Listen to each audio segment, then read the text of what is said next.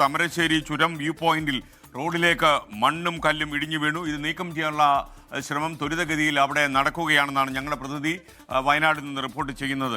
Geology വിഭാഗ് ഉദ്യോഗസ്ഥന്മാർ അവിടെ പരിശോധന നടത്തുകയാണ്. മണ്ണിടിഞ്ഞതിനെ തുടർന്ന് ചുരം വഴിയുള്ള ഗതാഗതം പൂർണ്ണമായും നിരോധിച്ചിരിക്കുകയാണ്. ലക്കിടിയിലും അടിവാരത്തും വാഹനങ്ങൾ തടയും. താമരശ്ശേരി ചുരത്തിൽ നിന്ന് സുർജിത്ത് അയ്യപ്പത്ത് തത്സമയം ചേരുന്നു. Surjit, good morning.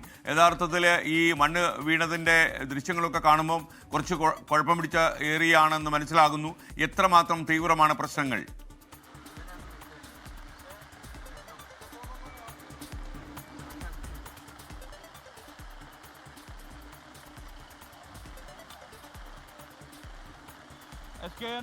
ഇവിടെ ഇനിയിപ്പോൾ പരിശോധനയാണ് നടക്കേണ്ടത്. ഇതുമായി ബന്ധപ്പെട്ട പരിശോധനയിലേക്ക് കടക്കുകയാണ് ഇപ്പോൾ ജിയോളജി അടക്കമുള്ള ഡിപ്പാർട്ട്മെന്റുകൾ. മഴ പെയ്യുന്നുണ്ട് ചുരത്തിൽ. ഇന്നലെ പുലർച്ചെ മുതൽ തന്നെ ശക്തമായ രീതിയിലുള്ള മഴപ്പെയ്ത്ത് തുടരുന്ന ഒരവസ്ഥയാണ് ഉള്ളത്. നമുക്കറിയാം, ഇപ്പോൾ ദൃശ്യങ്ങൾ കുറെ കൂടി വ്യക്തമാണ് എത്രമാത്രം വ്യാപ്തിയുള്ള മലയിടിച്ചിലാണ് ഉണ്ടായിട്ടുള്ളത് സംബന്ധിച്ച്.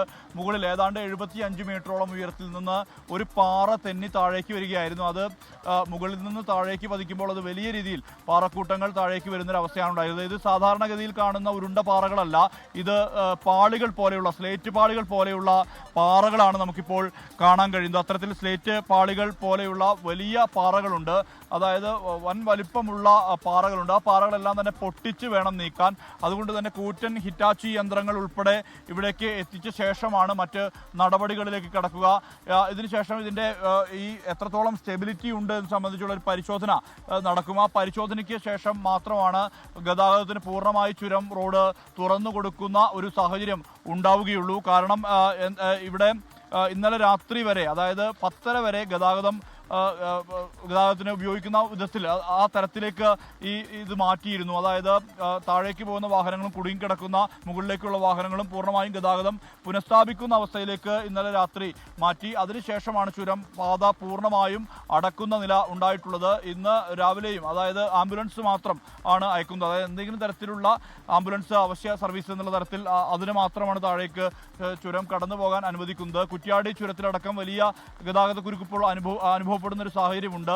2 പാതകൾ, അതായത് നാടുകാണി ചുരവും അതോടൊപ്പം തന്നെ കുറ്റ്യാടി ചുരവും യാത്രയ്ക്ക് വേണ്ടി ഉപയോഗിക്കണം എന്നുള്ള നിർദ്ദേശമാണ് നൽകിയിട്ടുള്ളത്. ഇവിടെ കൂറ്റൻ പാറകൾ, അതായത് അത്രമാത്രം വലിയ കൂറ്റൻ പാറകൾ താഴേക്ക് പതിച്ചിട്ടുണ്ട്. അത് ചീള് പോലുള്ള പാറകളാണ്, അത് പരന്ന പാറകളാണ്. സാധാരണഗതിയിൽ മറ്റിടങ്ങളെ പോലെ തന്നെ ഈ ഉരുണ്ട നിലയിലുള്ള പാറകളല്ല. അതുകൊണ്ട് തന്നെ ഇതുമായി ബന്ധപ്പെട്ട് ഇത് പൊട്ടിച്ച് നീക്കണം. 1-2 പാറകൾ വലിയ വലിപ്പമുള്ള ഭീമൻ പാറകളാണ്. അതുകൊണ്ട് തന്നെ അതെല്ലാം തന്നെ പൊട്ടിച്ച് ഇവിടെ നിന്ന് മാറ്റണം. ഇതിനുശേഷം മാത്രമേ മറ്റ് നടപടികളിലേക്ക് കടക്കുകയുള്ളൂ. അതായത് എത്രത്തോളം സുഗമമായി യാത്ര ചെയ്യാൻ കഴിയും എന്നുള്ള ഉൾപ്പെടെയുള്ള കാര്യങ്ങളിൽ വരികയുള്ളൂ. എന്തായാലും ഈ വയനാട്ടിലേക്കുള്ള ബദൽ പാത ഉൾപ്പെടെയുള്ള കാര്യങ്ങൾ കൂടി ചർച്ചകൾ ഈ ഘട്ടത്തിൽ നടക്കുകയാണ്. കാരണം ചുരത്തിൻ്റെ ഒരു സ്റ്റെബിലിറ്റി സംബന്ധിച്ചുള്ള ചർച്ചകൾ ഉയരുന്നുണ്ട്. പുഴിത്തോട്, അതോടൊപ്പം ചിപ്പിലത്തോട്, അങ്ങനെ സമാന്തര പാതകൾ നിരവധി നേരത്തെ നിർദ്ദേശങ്ങളായി ഉയർന്നു വന്നതാണ്. അത്തരം പാതകളുടെ കാര്യത്തിൽ കൂടി ഒരു തീരുമാനം ഉണ്ടാകണമെന്നുള്ള ആവശ്യം KMCC അടക്കമുള്ള സംഘടനകൾ ആവശ്യപ്പെടുന്നുണ്ട്. പ്രത്യേകിച്ച്